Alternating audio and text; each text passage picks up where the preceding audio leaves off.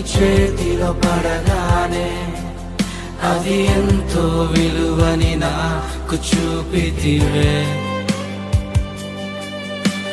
జీవమే లేని నాలోని జీవమును నింపుటకు నీ జీవితాన్నే తారబోసితివే.